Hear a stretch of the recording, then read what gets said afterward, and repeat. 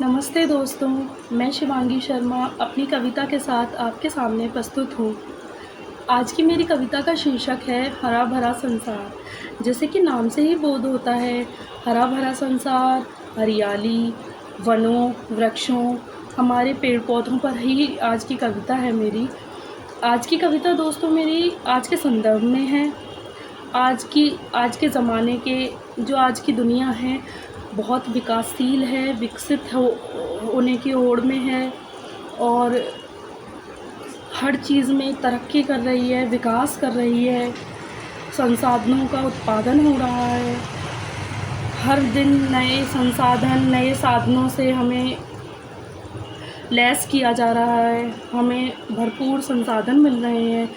लेकिन क्या आपने कभी सोचा है कि इन संसाधनों के पीछे, इन उत्पादनों के पीछे जो हमें चीज़ें मिल रही हैं, उनके पीछे किसी का समर्पण, किसी का त्याग छुपा है।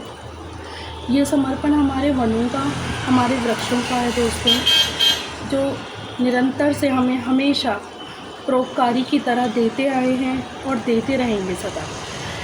इन्होंने ना हमसे कभी कुछ लिया है, ना मांगा है, सदा दिया है।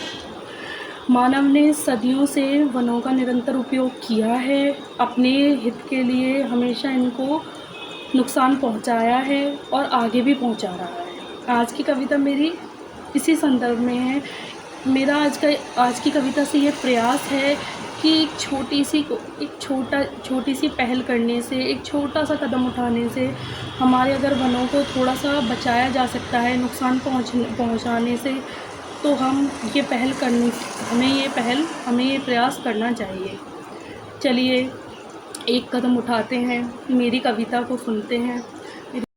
सुनो हे मानव, सुनो हे मानव, तू क्यों बनता जा रहा है, बनता जा रहा है।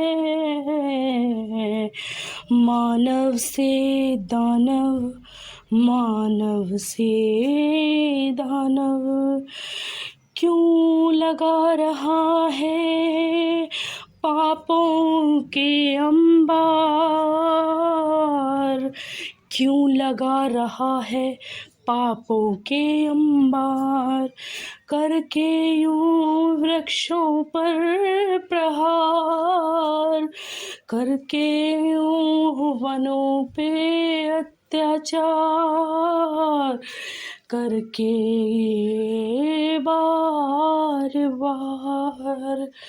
हे मानव, तू क्यों बनता जा रहा है दानव, क्यों लगा रहा है पापों के अंबार, करके वृक्षों पर अत्याचार, क्यों बोए जा रहा है खुद ही के लिए कांटे, क्यों बोए जा रहा है खुद ही के लिए कांटे, क्यों नहीं करता जीवन का संचार, लगा कर वृक्ष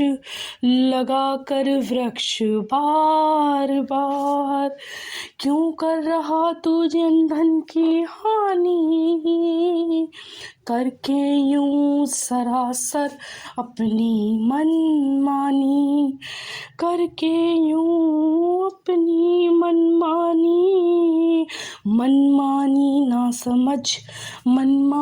ना समझ से नादानी।